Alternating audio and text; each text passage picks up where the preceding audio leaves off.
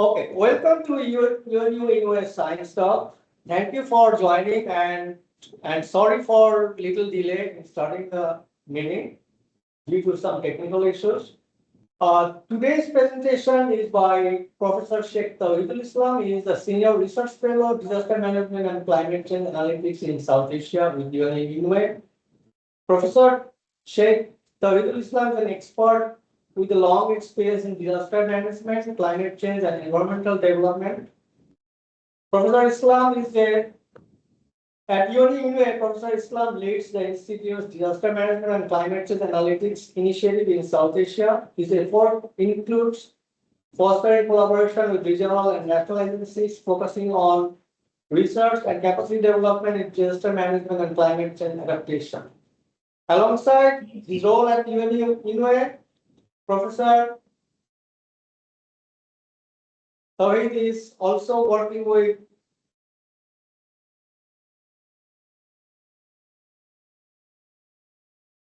with the Regional Center for Space Science and Technology Education in Asia and Pacific, RCSSTAP, at Beihang University, China.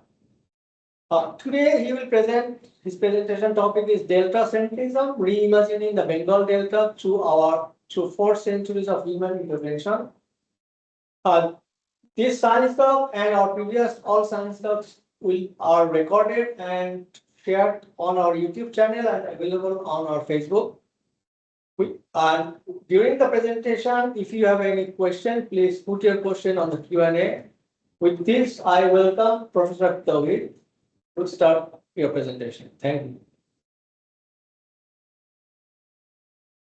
Thank you. Good morning, good afternoon, and good evening to everyone joining today's science talk. It's a pleasure for me to present my lecture titled Deltacentrism, Reimagining the Bengal Delta through 4 centuries of human intervention. The Bengal Delta is one of the world's most productive and dynamic delta systems. Abundant water and nutrient-rich sediments have historically sustained land building, agriculture, fisheries, and rich biodiversity. Seasonal floods disperse sediments across floodplains, maintaining elevation of land above mean sea level and supporting dense human population and settlements. Today, the Bengal Delta faces various serious problems. Reduced upstream freshwater flow has led to river siltation, water logging, while declining sediment supplies has slowed natural land accretion. As a result, saline intrusion has expanded and the coastal areas have become increasingly vulnerable to sea level rise. These interconnected pressures are heightening ecological stress and also human vulnerability in these delta regions. And many of these problems are rooted in 4 centuries of human intervention, as I mentioned, and it is also reflected in the title, particularly since the colonial and post-colonial period. In this talk, basically, I'll show historical processes which disrupted the delta's integrity and propose deltacentrism as a framework for understanding the delta as an integrated system and rethinking its future management. This is the Bengal Delta. This is an integrated or large-scale geomorphic system. The map, you could just see, it shows the Bengal Delta as an integrated system where Himalayan and surrounding highlands, Himalaya mountain range in the north part of the Bengal Delta. In the west, you will find the Deccan uplands in the India and also Rajmahal Hill, very close to Bangladesh. And in the eastern side, there are hills in the Myanmar and also some plateau in the northern part that is called Shillong Plateau or the Garo Hills. And these particular Himalayan mountain and surrounding highlands supply water and sediment via rivers like Ganges, Brahmaputra, and Meghna, 3 major rivers. And the delta formation occurred in phases over thousands of years. And understanding today's delta challenges such as flooding, erosion, land subsidence, sea level rise related challenges requires studying this interconnected system, not fragmented parts. What we do. In the map, if you look carefully, then you will find that the delta development process started from the northern part first. That started 7.5 thousand years ago, and it continues up to now. So it is a building process that is on, and every year we receive huge amount of sediment. It is about 1 billion tons. Some publications report that almost 1.5 billion ton sediment every year carried by these particular three river systems. And the water mass that we receive from the vast, almost 2 million square kilometers of watershed regions is about 1 trillion cubic meters in the especially during the rainy season. So this is the context where we should think that the sediment supply zone in the upland areas and the sediment sink is the Bay of Bengal. So altogether, this is a system, and all those particular water and sediments are carried through these particular river channels. So this understanding will help us to understand the integrated system and to understand the delta systems. But the way we manage the delta for last few hundred years, that was not happened. That did not happen basically as per the logic or rhythm of this particular delta systems. And I have identified 4 different components. How did we rate the delta in inappropriate measures? Number 1, 2, 3, 4. There are 4 flaws that I have identified. One is misread the system. That means deltas function through sediment flows, tidal rhythms, and morphological connectivity. But basically, we govern them using static maps where we cannot see the past events. How did the delta formed and what are the sediment deposition process and other physical, fluvial, hydrological processes contributed. We also govern the delta through administrative boundaries and also short-term human interests. And there is a mismatch between how the delta works and how we think it works. So there is a difference, and this is the important thing to consider. And that I'll just present the results in this particular mismatch kind of the interface. And then the privilege of human perspectives. There is another flaw or the problem that. I should just say that our knowledge system is human-centric and focusing on economics, that how much we could just gain in terms of money by using different water resources and land resources of Bengal Delta. That is the consideration. We treat Delta as the background setting of human activity, not as a living and dynamic system with its own logic or rhythm. We also see Delta as a fragmented phenomenon, not connected. But the delta is integrated system, and also repeated failure we did by implementing many interventions in the delta regions. And despite decades of data, models, and funding, deltas remain vulnerable. We had many different projects in the delta regions, but those projects did not bring promising results. So these are some of the background context of the delta. And in the analysis and the results that I'll be showing in the next slides, those could be categorized into 3 different parts. One is I mentioned as result 1, that is the historical roots of the vulnerability, how different historical events contributed to break down the integrity of the Bengal Delta. Result 2 is the collapse of river connectivity, basically. Challenges emerge from sea level rise and salinity. Those issues will come. And in the result 3, the accelerated loss of mass. Mass means the water and sediment together. I did some gravimetric analysis using the gray satellite image in to generate the results for this particular third category. The methods I used, a number of methods. It's a mixed method study that I used in this particular study. Firstly, and more prominent method is the geospatial method, where I used remote sensing data and also GIS to understand the river morphological conditions, the changes, sea level rise and salinity issues, and also the delta mass budget, evaluating anomalies in the water and sediment balance in the Bengal Delta region. I used historical environmental review. I assessed many records of colonial and post-colonial processes, interventions, the propositions, and analyzed those for understanding the socioeconomic the process they basically maintain the delta. And also, I used a reflexive methodology. That is basically me myself is kind of part of the method. I born in this particular delta region.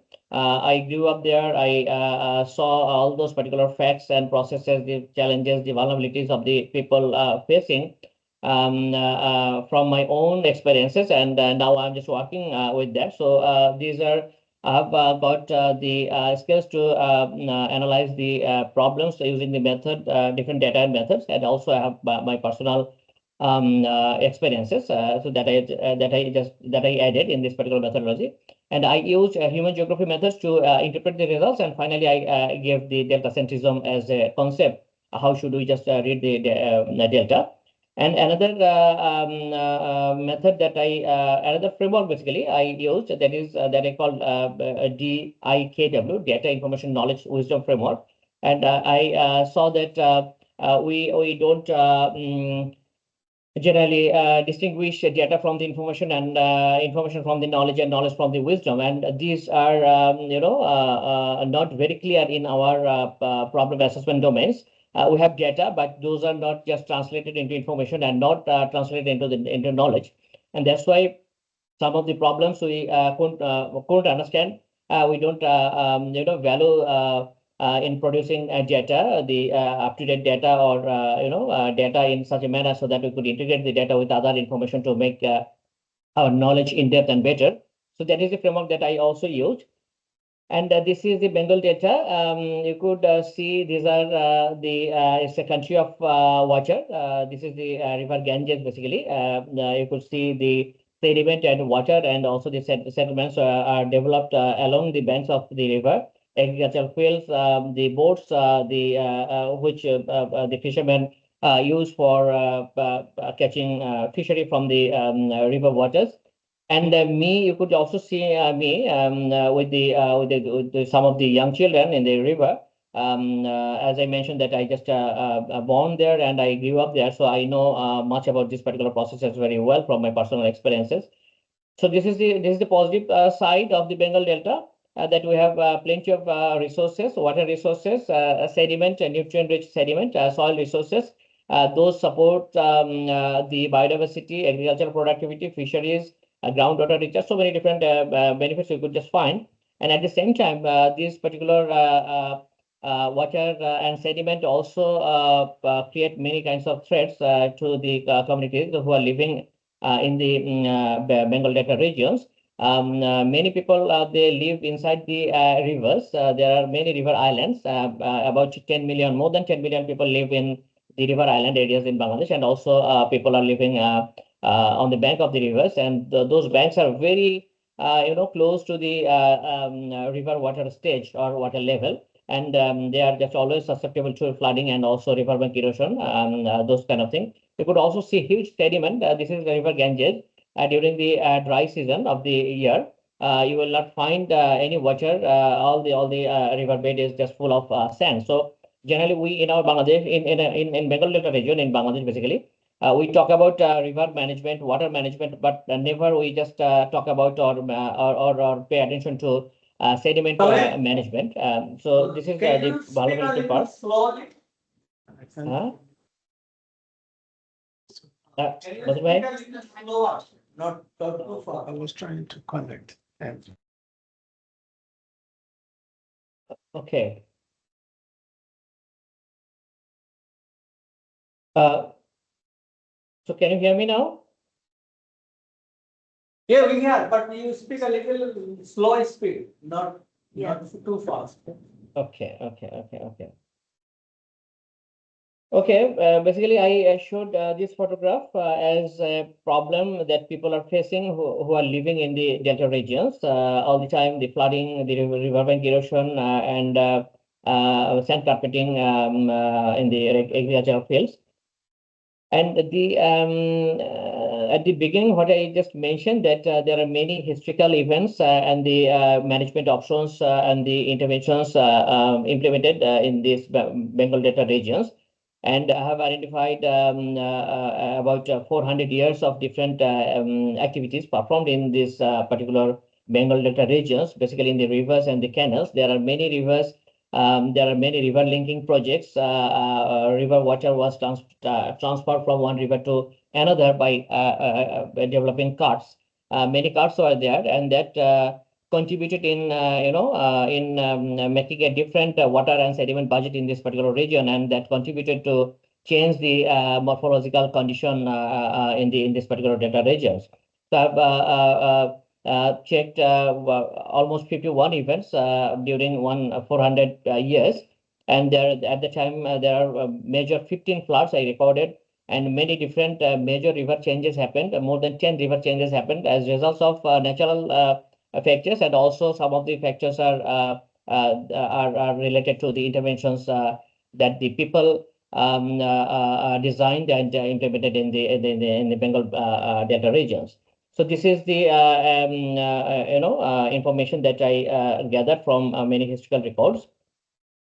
And this is another record that was that I should mention. I should tell you that in 1953, 54, and 55, there were 3 major floods happened in Bangladesh, and that particular flood impacts were assessed by a UN team that is called Krug Mission. And Krug Mission recommended to develop a master plan for water sector in Bangladesh. And one US-based company was assigned for doing that particular task, and they produced a master plan in 1964. And the master plan was given for 20 years, 1965 to 1985, for 20 years. And you could see the map that they proposed to just develop embankments along the river banks, and almost all the rivers were embanked, and the floodplains that received generally the sediments from the floods and raise the lands to just to get up from the sea level. Those particular embankments contributed not just getting enough sediment in the floodplains.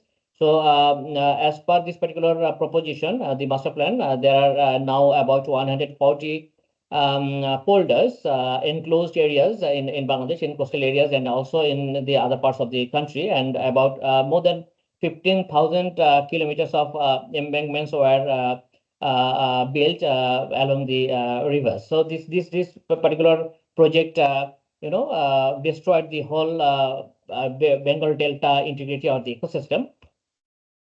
So that is the thing. One is the historical events. Those are small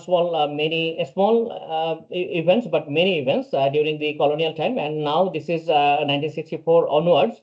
That was a major intervention post-colonial times that led to a breakdown of the Bengal Delta. This is sea level rise. The impact is happening here because the coastal areas of Bangladesh is susceptible or under threat to sea level rise related problems, because the regions are not receiving sediments from the upstream freshwater flow that is coming from that used to come from the Himalayan mountains and other hilly regions. So those particular coastal lands remain to be low, and those particular areas are susceptible due to this particular lack of or the starvation of the sediment from the upstreams, susceptible to sea level rise, and many of the pockets are going underwater. And I have checked this particular phenomenon, and I have found that many different locations in the coastal areas of Bangladesh having different values for sea level rise, and we are not still sure how much sea level is rising in the Bay of Bengal. But on an average, it is generally perceived that 3 to 5 millimeters per year sea level rise is happening in the area, but there is a locational difference that we need to know, that we don't know basically at this stage. Salinity problem is also there, and that also happened from the breakdown of the delta systems because of the freshwater, the disconnection of the rivers from the upstreams. This particular lower ridge or the rivers, those are close to the Bay of Bengal. Those don't get the freshwater supply, and that's why the seawater push is increasing the salinity inside the land territories, and you could see 1993, 2000, and 2009 data on the salinity. It is almost a major part of the coastal belt went under the salinity condition, or salinity intrusion happened there. But we don't have enough data about that. We don't know. The latest report that we have in hand, the 2019 report that I'm showing it here in this slide. It says in the preamble that the data gathered for this particular salinity intrusion related, understanding development in 2011, and it continued up to 2013. So we are having the data in 2026 that was gathered in 2011 or 2013. So so that is the problem that I just mentioned, that we have sometimes data, and the institutions sometimes fall. They just supply this particular data, but this data are not enough to understand the situation, to develop the knowledge that is needed to just address that particular problem. And after doing that assessment, I did some bathymetric survey for 3 rivers, and you could just see in the right-hand side map, there are 3 rivers. I did this survey to understand how the river bed were raised as a result of freshwater supply from the upstream reaches, or the watershed regions. And there are 3 coastal rivers that I mentioned. That 3 you could just see it in 3 different colors. Here in this right-hand side map. And these are 3 rivers: Kolpechua, Kapotakha, and Rupsha. The rivers, the bed levels are for Kapotakha, there are 1993 bed level, you could see in the blue line. And in the Kapotakha, there are also 1993, and I have for the Rupsha river, I have the old data set for 1998. And the recent data, 2023 data, when we just put together, that we have seen that the bed level has been raised hugely. That means it's almost dried up, or the river has been died, basically. These particular 2 major rivers, Khelpetua and Kapotakha. And the other river, the Rupsha, that is almost the same. There is no change, but that is the river located very close to the sea. So that is, there is no change there. But other rivers have already been died. So this is the river sedimentation process. You could see that huge amount of sediment we receive, but there is no sediment management issues that we see in our management processes. You could see the rivers always clogged up with the sediments, and every year the river dredging activity needs to be performed, and you could see that rivers are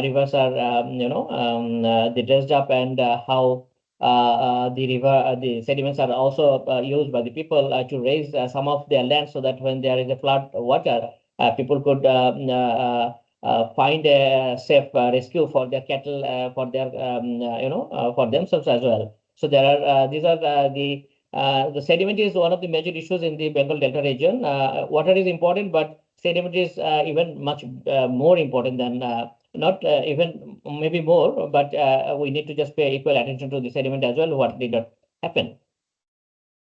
And this is another example that where I could just show you that how all the rivers died. In the left-hand side map, this map is produced from 1840 map, and you could see there are 5 river heads receiving water from the Ganges River. But now, 2024 or 25, we have found that just only one river named Gorai, that is carrying water from the Ganges River to the southern parts of the Bengal Delta. So all the rivers died or are disconnected from the bigger rivers, and the areas are not receiving any water. So huge push from the seaside or the marine water is just creating different kind of challenges. One is salinity, and also the sea level rise related problem. Then I used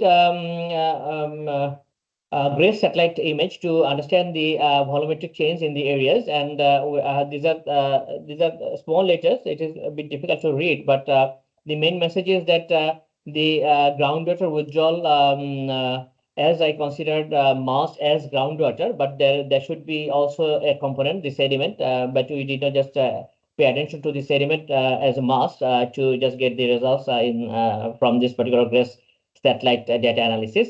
The groundwater mass site, the results tells us that from 2002 to 2017, there are two types of data. One is GRACE satellite, one is GRACE FO follow-on. There is 1 year gap in data acquisition in the by the satellite. So one time is 2002 up to 2017, and then 2018 to 2025. So I've seen in this particular result that in 15 years, from 2002 to 2017, about 15 billion cubic meters of water withdrawn in the from the coastal from the northern part of Bangladesh in the winter season.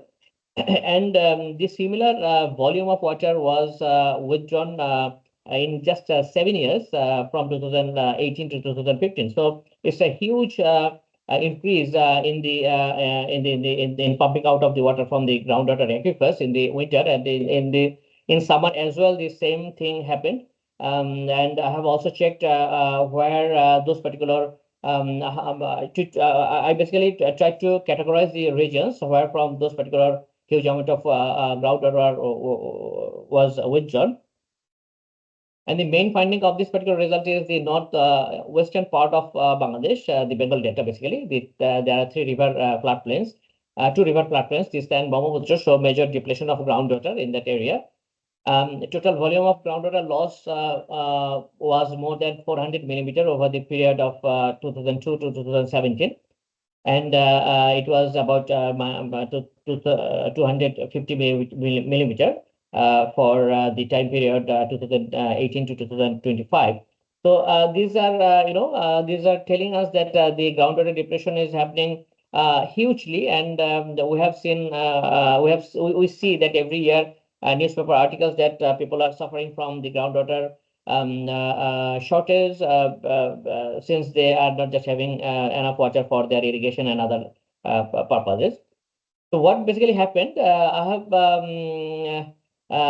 tried to just summarize all those particular results, and I developed this particular table, and I saw that there are basically three different delta types. It is generally divided three different types: mature delta, moribund delta, and the young delta.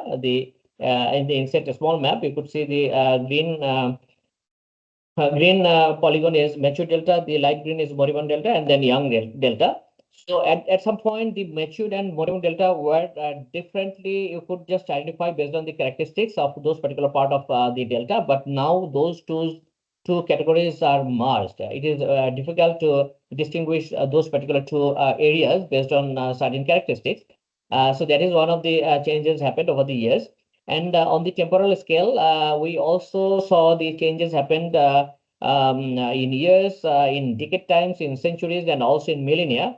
But those are also now, amalgamated in such a manner so that it is very difficult to see the changes as per the time duration that we used to see. The century-wide changes are now seen happening at the decade scale, and the decadal seems to be happening at the yearly scale. So it is also the temporal and special temporal scale, the delta integrity broke down, and also the special scale. It is very difficult to distinguish the delta, different parts of the delta, and it has a management dimension as well.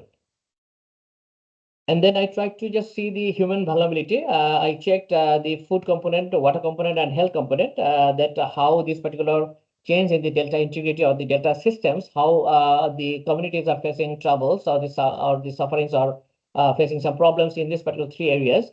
And this is also very small letters. It's difficult to see, but it gave us a kind of very clear understanding that the problems are there and that are that spawn from this particular delta breakdown systems, and also the patterns of behavior, structures of the social structures and other management options. Those are also not just functioning well, and it's a huge problem particular context. And I also used that particular data information knowledge and wisdom system to to give some options, how could we just manage these particular problems in the given context. And this is the summary result. Basically, I basically use 3 different methods. As I mentioned, that historical legacy I have checked for 400 years. I use geospatial evidence to understand the ground context, the spatial and temporal terms. And also, I saw the human dimensions of the problems that happened as a result of the breakdown of the delta integrity. And also some other empirical findings, very specifically, I mentioned in the last tier of 3 boxes that I also already mentioned. The important thing that I want to share with you is that there was a project called CDMP, Comprehensive Disaster Management Program. That was phase 2. There was a phase 1 as well. In phase 2, there was a budget, $80 million spent by 6 different donors. And if you read the final evaluation report, you will find that they are they generated not good or promising results because of the data problem, because they did not understand the problem. So those are the issues that they mentioned in the final evaluation report. So this is very important to know the problems first, in a very detailed manner, in an in-depth manner, so that interventions could be designed. Otherwise, this particular CDMP kind of project might be taken again, and it will also again generate unpromising results. Then I finally thought that there should be a kind of there should be an approach where that we could use to better understand the delta problems. To investigate the problems by using different methods, so that we could just propose some interventions for the welfare of the communities who live in the delta systems, and also to maintain the integrity of the ecosystems happening within the delta systems. I call it deltacentrism. This is a conceptual perspective that places the delta itself as a dynamic, evolving socio-ecological system at the center of analysis, governance, and adaptation. And defining the spatial boundary of delta is important consideration here. So we have to just take the whole region that is required to understand the delta as a system. And its core presumption is that delta crisis emerge not from isolated hazards, as I mentioned before, but from systemic misalignment between delta processes and the ways knowledge, policy, and interventions are designed. This novelty of deltacentrism lies in its integrative and relational stance. In the deltacentrism, it might bridge 4 different components. One is physical dynamics, that means the hydrology, sediment flows, tidal regimes, morphological changes. It also takes into account the historical legacies, that means the past and immediate past or the distant past phenomenon happened in that particular region in terms of managing the water and the sediment aspects. Then political and institutional structures and the human experience. All those particular things could be put together if we use this particular method. And this is the methodological framework. I also proposed that there are 4 different steps. We need to just understand or diagnose the problem first. We need to identify the processes, interventions, and their mismatches. We also need to integrate the knowledge systems, and we also translate those particular knowledge and the understanding into adaptive pathways. And then I propose that we also need to just pay important attention to the data, information, knowledge, and wisdom chain. And I propose 3 things. One is that we need a delta national data hub. We basically don't enough data, up-to-date data on different issues like the river systems, coastal issues, bathymetric records, sediment conditions. We also need to develop the centers of excellence. That is also not there. And we also need community wisdom circuits so that we could understand the local voices and to communicate with them to know about the delta issues. And there are 2 outcomes I proposed. And I finally also think that this particular method could be replicated or scaled up or be used in Mekong, Nile, and Amazon and other deltas, because I have the literature tells us that the similar problems are also faced by the communities living on in other deltas as well. This is the last slide. Basically, this is the as I mentioned that there are many dead river channels, the paleo channels, and beneath this particular channels, abundant groundwater is stored, because these are the lower parts of those particular regions. Here you could see that people are still using those are dead rivers. People call it bowers. Those are disconnected. But vast floodplains are there, and also people do agriculture, and also settlements and thriving vegetation are also seen in those particular regions, and also cattle grazing. All those are happening. But better planning could be done, and the planned excavation could take place. The planned excavation and effective management of these paleo channels could serve as viable option for ecosystem-based adaptation in Bengal Delta regions, providing enhanced water and land resources for local communities. So, in the given context, we have to think that what happened. Now, how could we just better manage the delta? How could we better understand the delta systems as an unit, integrated unit from the Himalayan to Bay of Bengal? Then we'll be able to just better manage the delta systems. With this particular slide and note, I'm concluding my presentation here. Thank you so much for your hearing. Thank you.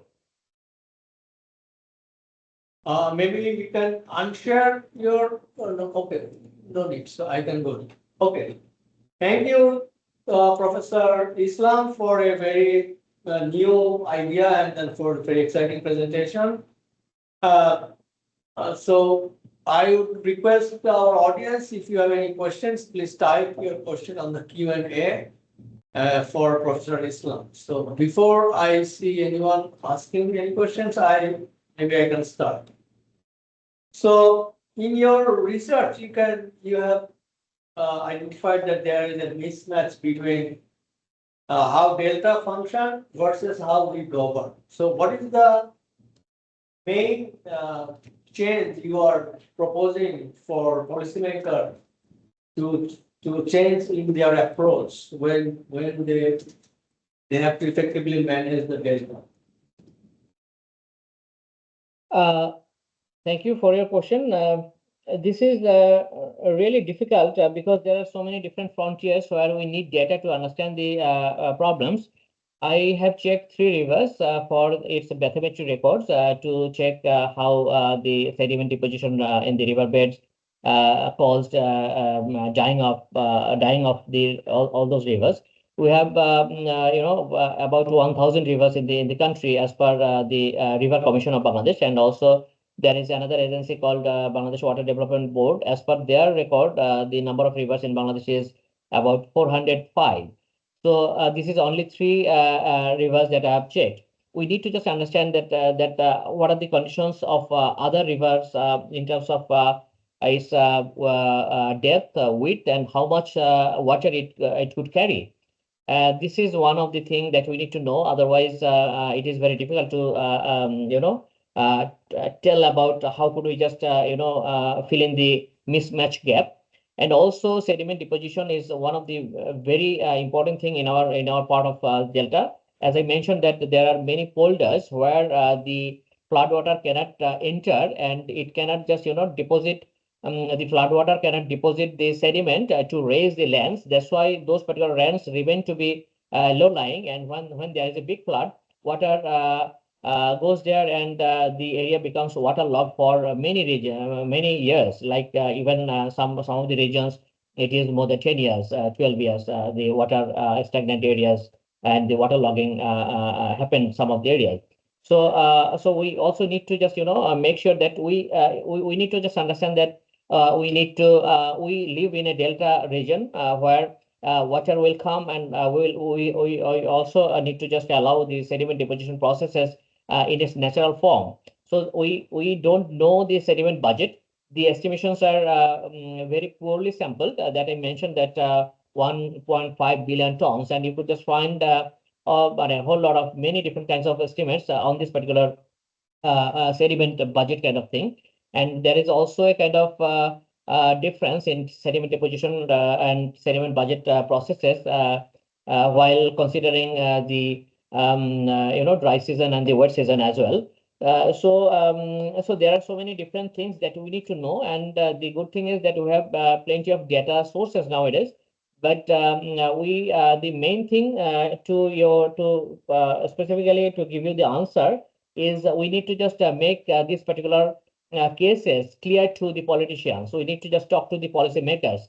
We need to just make sure that they will take lead. They will develop the institutions. They will basically, our institutions were developed in 1900, 1800s or early 1900, and those were the institutional mandates are very old-fashioned. So if the politicians and the policymakers understands the real value of this particular data generation process, then it will happen. If it is just happening only in the sides of the researchers, we just do the research and publish the papers, it will not make a big change. We have to let them know. We have to inform them through maybe different channels, media, or we need to just talk to them. I'm not sure that how could we do that, but there should be a big shift from the old way of just managing this particular data management, information generation, knowledge generation, and adding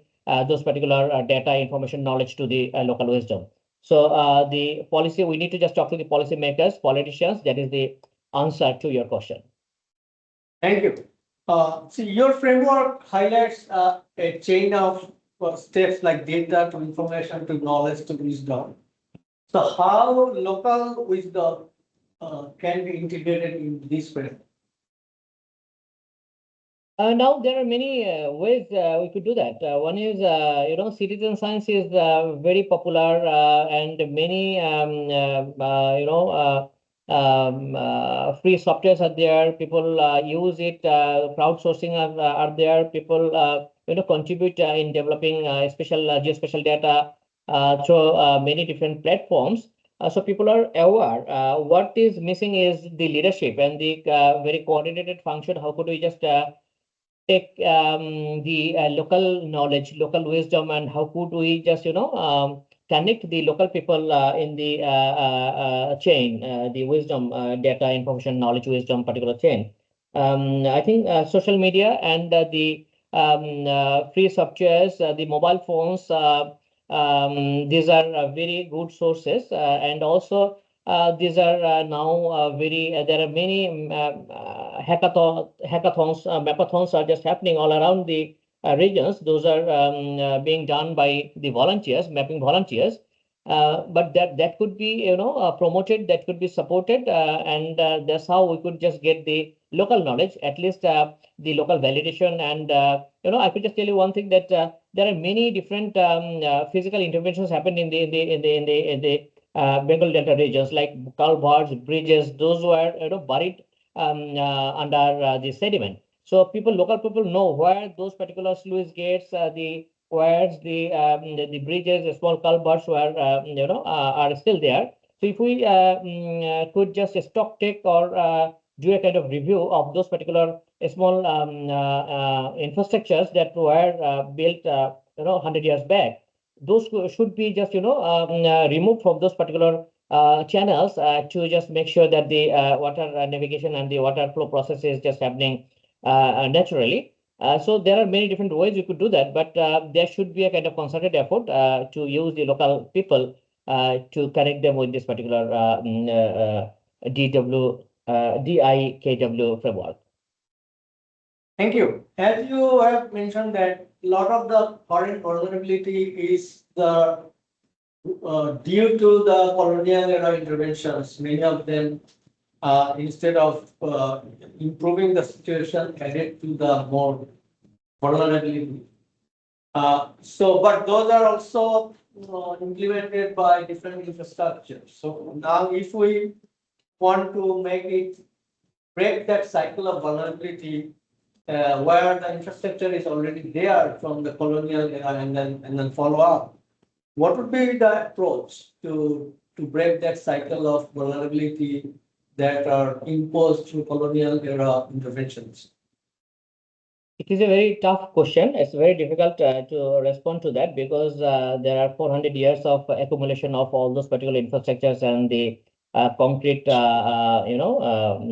structures, and identification and also removing those from the rivers and the channels. It is really a tough job. But one thing is very important to take into account that when there is a kind of crisis or when there is a need to just manage the water resources or to reduce the vulnerability in the delta region. So the government always just seeks support to the donors, and donors use the consultants, the foreign consultants who generally does they who basically does know about the delta systems.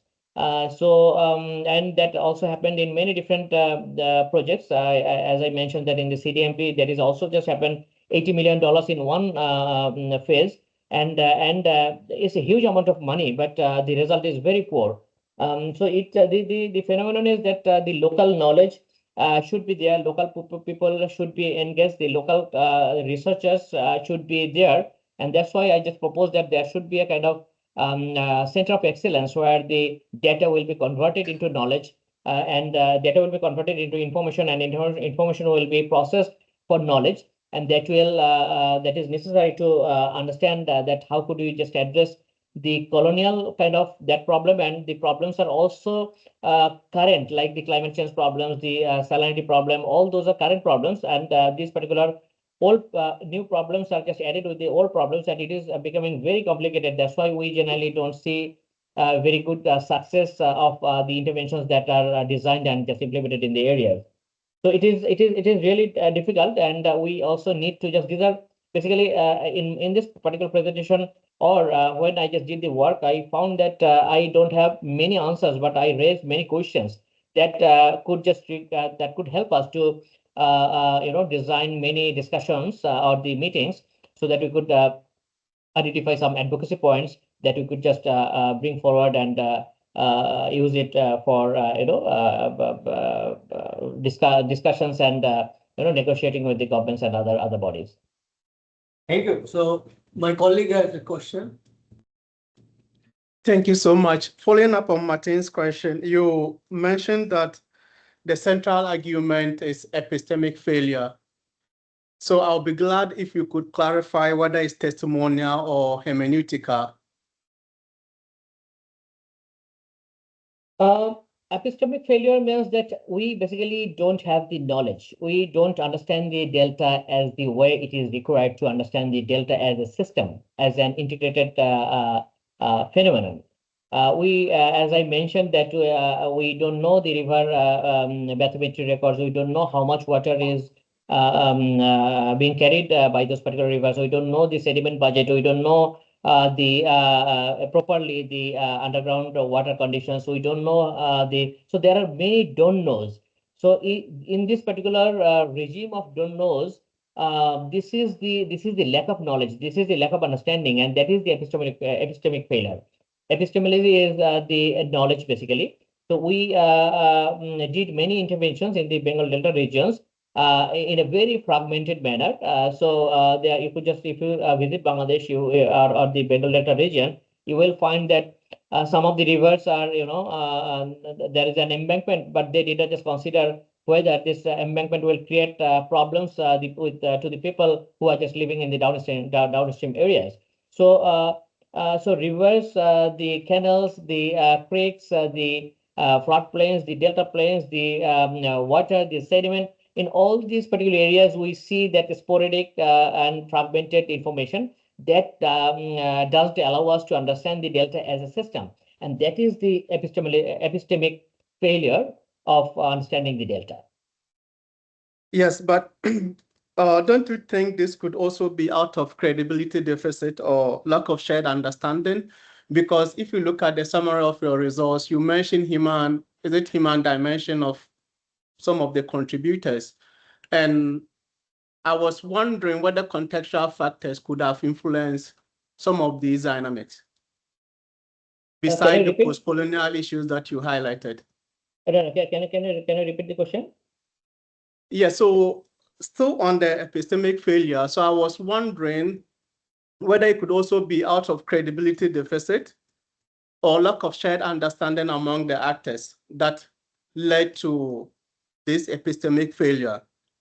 And I also wanted to know whether contextual factors, because you highlighted human dimensions as another contributor or an outcome of this epistemic failure, highlighting poverty, health.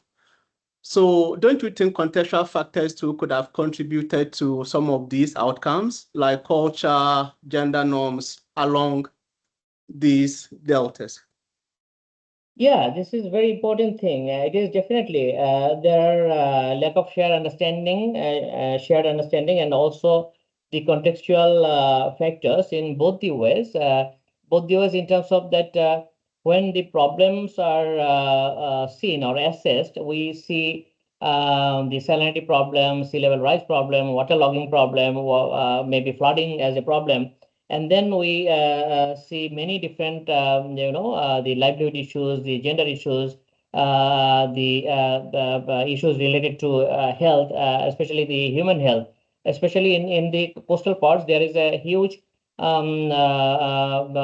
health issues related to female because of the salinity issues, and they don't have any water. So there is one problem part when these particular problems are analyzed by the government or by the foreign consultants, sometimes under the process of a project proposal writing or intervention design, then those particular problems are perceived in such a manner where sometimes the shared understandings are not there. It is generally taken from the literature where some of the facts are published, but the ground realities are not sometimes reflected in those particular project proposals.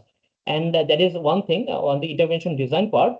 But at the same time, when you just look into the impacts of some of the interventions, when the money is poured and some programs are designed, you also find there are political economy issues, and the right people are not receiving the right benefits. So those are definitely be there, especially the drinking water supply, the disease and health concerns, the livelihood issues, and gender issues, also a very important thing, and also some cultural issues. So shared understanding is also important thing, and it is still not there. It is, I would say that it is within the framework of epistemic failure in the delta systems. So maybe the small framework the framework that I just showed briefly, maybe we could just take all those things into account to understand that what are the problems. How could we just make sure that we develop the shared understanding, and also take into account the contextual factors to understand the problems better and try to solve some of the challenges. Thank you. Okay, so one question from my side is, thank you as a follow-up, Abraham. Like we have a kind of the policymakers need to deal with two situations. One is the urgency of situation. For example, groundwater depletion, sea level rise, coastal flooding, salinity intrusions, all those things, which is a urgent problem. But at the same time, they have to also deal with the long-term plan, which would be more effective that you are mentioning. So how to deal with these two like conflicting situation? Because there is also an existing condition there with all the infrastructure. So what would your framework propose? Basically, this is a reality in the part of the Bengal Delta. The urgency that the governments cannot just avoid, and also at the same time the long-term planning process they need to pursue. Basically, what happens in the country in Bangladesh that we have good plans, like we have 100-year plan. We know the plans. Those are basically at this moment that is supported by the Dutch government, the 100-year Delta plan. And we also got some other plans But those plans, as I mentioned, that still I think that the resolution of data needed to understand the problems on ground are still an area of challenge. So the granularity of the problem are not well connected or plugged in the long-term vision process. So any urgency could be addressed if a proper detail level understanding is developed by gathering very high spatial resolution data to develop the long-term vision planning. So it is not very difficult to understand the urgencies or urgent problems and to just connect it with the long-term vision plans. So that is also a kind of issue of data. So if the data for the particular scale is there, it will help us to understand better what urgencies the people of some regions might just feel, where the salinity problems might happen, where the safe water crisis might happen, where the people might just face the water logging crisis. So those particular things could be done if the data and related information and also knowledge are produced.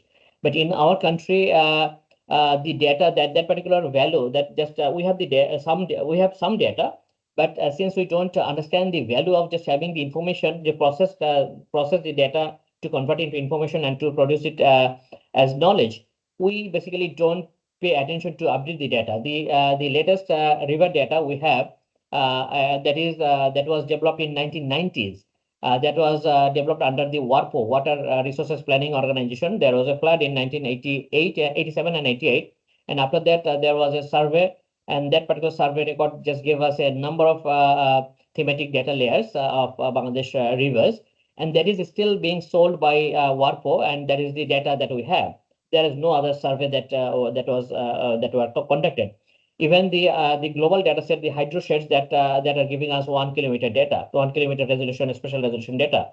So down the line, down 1 kilometer, we cannot just see the contributions of small rivers to the farming lands and other things. So might be my proposition is to just generate high spatial resolution data so that we understand the local problems and we could connect those particular local challenges or the urgencies or the emergencies with the broader long-term vision planning. Maybe this could just address the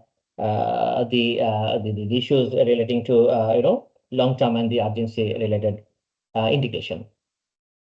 Thank you, Professor Islam, and we are for this very exciting presentation and then new approach for Delta management.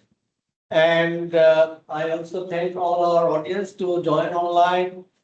And for all of you, if you have further questions, please send us the question. We will send it to Professor Islam. And this presentation is recorded and we will be posting. We will post it on our YouTube channel and also on our website. Thanks again for joining, and I invite you to join our next week's Science Club. Thanks, Professor Islam. Thank you. Thank you very much. Thank you.